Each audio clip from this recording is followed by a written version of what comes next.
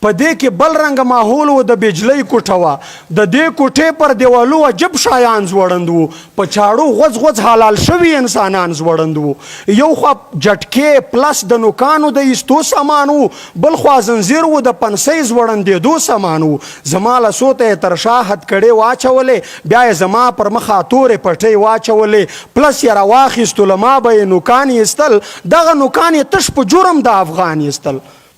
د کوټې چتر ځوړند و، یو سپین درون زنځیر و، د وینو بوی ترې تلو لړلی ټول په خونو زنځیر و. په دې زنځیر کې به زه نیمه نیمه شپه ځوړند وم، لاس یو خوا خپې بل خوا سر بل خوا عجیبه ځوړند وم. د مخ له خوا یې د کرنټونو په تارو وهلم، شاته پر ملا یې په چیترو او ډنډو وهلم. خو خدای ګواه دی ما په دې حال کې دا شعر ویلو چې زه عام وجود یم خاورې کېږم به فاني به شمه، خو که په ننګ د وطن مړ شوم قیمتي به شمه. کامل اخکر ته زه د سر او ماله تیر ورګډ یم.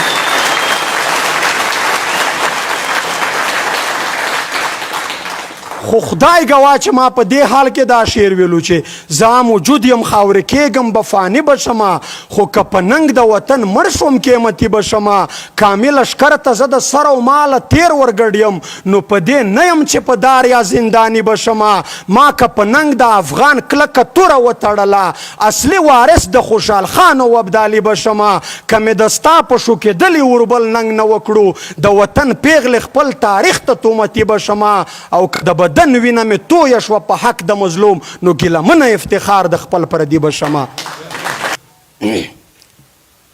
راشه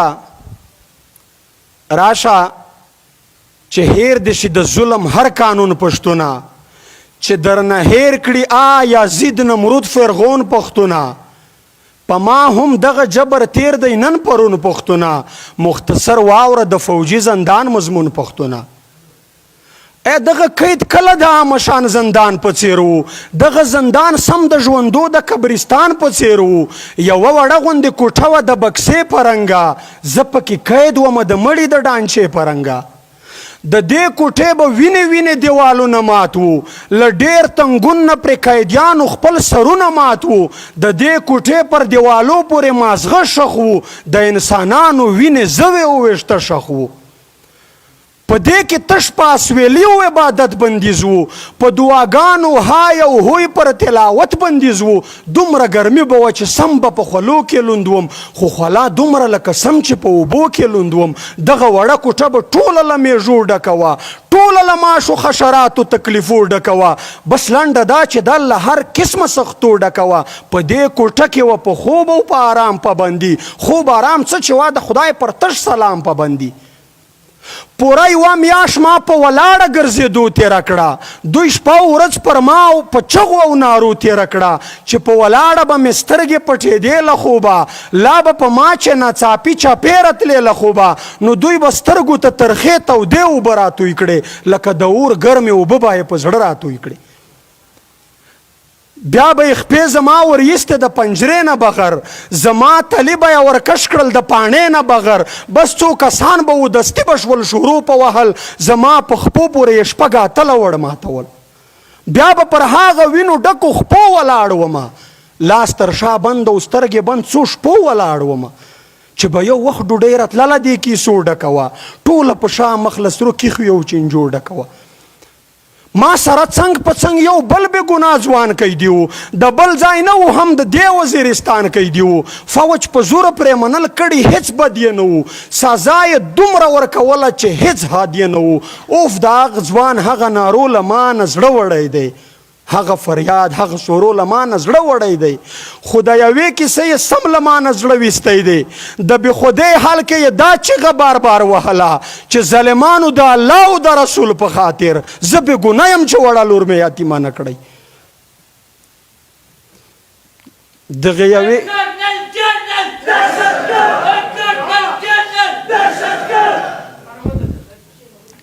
دغه یوې کیسې یې سم له ما نه زړه ویستی دی. د بې خودۍ حل کې دا چیغه بار بار وهله چې ظالمانو د الله او د رسول په خاطر زه بې ګناه یم چې وړه لور مې یتیمه نه کړی. چې دا میاشت تېره سوه یوه بله د تختې کوټه وه په دې کې بل رنګه ماحول و د بجلۍ کوټه وه د دې کوټې پر دیوالو عجب شایان ځوړند وو په چاړو غوځ غوځ حلال شوي انسانان ځوړند وو یو خوا جټکې پلس د نوکانو د ایستو سامان وو بل خوا زنځیر و د پنسۍ ځوړندېدو سامان وو زما لسو ته یې تر شا هتکړې واچولې بیا یې زما پر مخه تورې پټۍ واچولې پلس یې راواخیستو له ما به یې نوکان ایستل دغه نوکان یې تش په جرم د افغان ایستل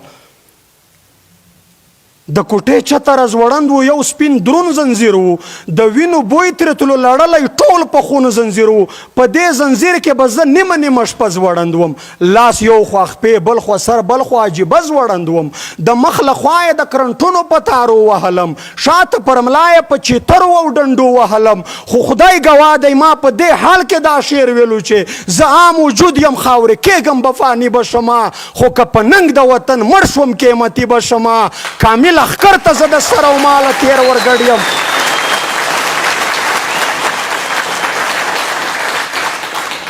خو خدای ګواه چې ما په دې حال کې دا شعر ویلو چې زه عام وجود یم خاورې کېږم به فاني به شمه خو که په ننګ د وطن مړ شوم قیمتي به شمه کامل اشکر ته زه د سره و ماله تیر ورګډ یم نو په دې نه یم چې په دار یا زنداني به شمه ما که په ننګ د افغان کلکه توره وتړله اصلي وارث د خوشحال خان او ابدالي به شمه که مې د ستا په شو کېدلي وربل ننګ نه وکړو د وطن پیغلې خپل تاریخ ته تومتي به شمه او که د بدن وینه مې تویه شوه په حق د مظلوم نو ګیلامنه افتخار د خپل پردي به شمه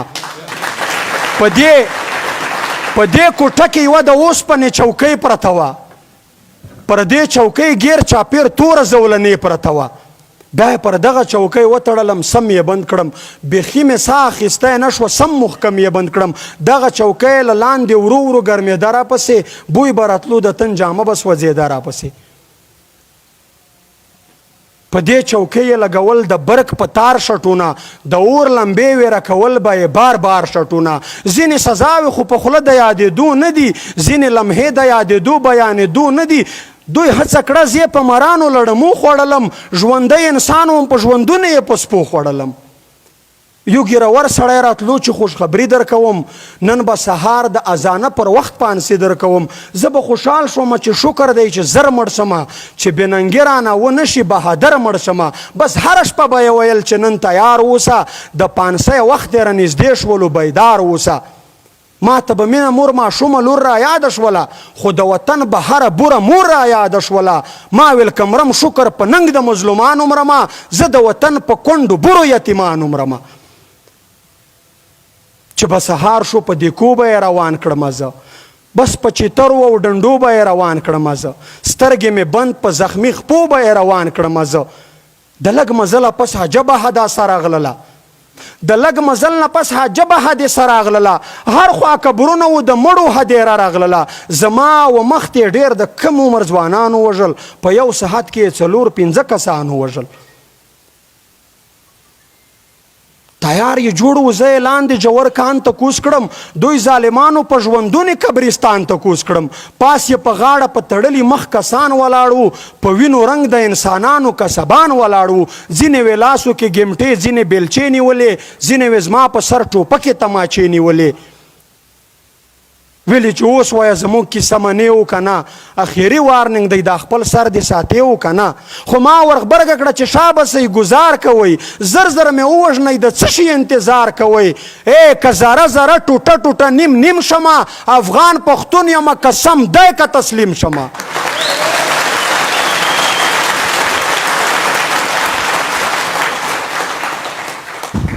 بس لانډه دا چې دوی پرې پوه شول چې یوه نه مني دغه ځوان په هوش هوا زمون کیسه نه مني بس یو څو ساعته شوم بې هوشه زما حال بدل شو زما پر ځان اختیار شو ختم زما خیال بدل شو داسې ماحول جوړ شو چې شوره سره ورور په قید کې زما وراره ماشومه لور او زما مور په قید کې له یو خوا بل خوا د چیترو اوازونه راتلل ما ته د ورونو او ورارونو فریادونه راتلل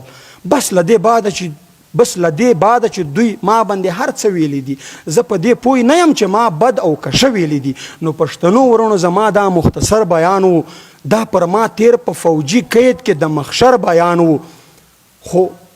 خو خدای ګواه دی له ما څخه دا قرآن پوره دی دغه قسم له ما په هر یوه میدان پوره دی په دې آخر وخت کې هم ما د خپل پر هر په وینو د تور زندان په دیوال دغه بیت لیکلی دی چې کوم ژوندی د ازادۍ د اتڼ برخه به یم که چیرې مړ ومه نو زیری مې تر ګوره راوړی